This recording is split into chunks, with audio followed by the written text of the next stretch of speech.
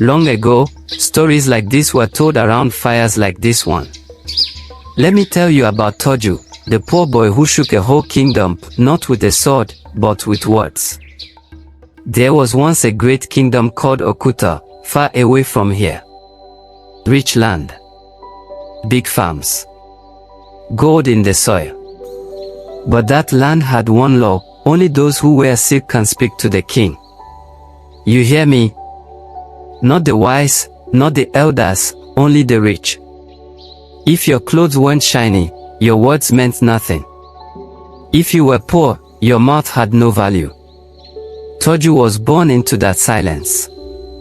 His mother, blind since birth, lived in a small clay hut beside the old stream. His father, gone before Taju could even say Baba. But the boy, that boy had something different. His eyes were sharp. Always watching. Always listening. He'd sit near the market and listen to people talk. He never said a word. But he remembered everything. Now, one day, the king of Okuta woke up troubled. You know how kings are, gold all over their necks, but they can't sleep well. He called his guards and said, "Bring me the richest men of this land. I want to ask them something." And so the king asked them all a simple riddle: what is the one thing I cannot own, but I need it to rule? The rich men laughed. One said, "Your Majesty, you need more land." Another said, "Power. You must conquer." The third said, "Fear. A king must be feared." But the king kept shaking his head. None of them were right. So he made a public announcement. Whoever can answer my riddle shall be rewarded beyond measure. But only those wearing silk may speak in my court. Now, news spread across the kingdom like wildfire. And that's how Taju heard it. That night, he sat outside the hut with his mother. "Mama," he said quietly, "do you know what a king cannot own?" His mother, blind and tired, smiled. "Respect," she said. "Respect must be earned, my son. Even a king can't force it." Taju's heart jumped. Respect. That was the answer.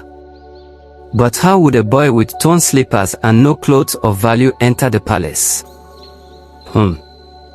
He didn't sleep that night. He just stared at the moon.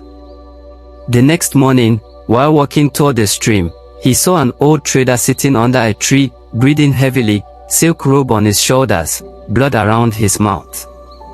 "Help, water," the man whispered. Taju ran and brought him water. The man drank, coughed, and sighed. "I'm dying," he said, "and I have no son to bury me." Taju cried. "Let me help you. Please." The man looked into his eyes and said, "Take my robe." "Wait. I see something in you." And just like that, the man took his final breath. Taju buried him with his own hands. He dug the ground behind the stream and covered him with dry leaves. Then he took the silk robe. It was old and dusty, but it shined just enough, and walked slowly toward the palace. Now listen well, my child. Taju didn't run. He didn't sneak. He walked like he belonged there. And when he got to the palace gates, the guards looked at his robe and let him in. Just like that. One piece of silk cloth had given him a voice. Inside the palace, many rich men were still giving foolish answers. Power. Diamonds. Servants. The king kept saying, "No. No. No." Then he saw Taju. A small boy, skinny, with sandals made of rope. "You," the king said. "You look different. Speak." Taju took a breath and stepped forward. "You asked what you cannot own," he said, his voice soft, but firm. "The answer is respect. The whole palace went quiet. You could hear a leaf fall. The king stared at the boy for a long time. Then, he smiled. "My people," he said, "this boy is right. I can buy armies.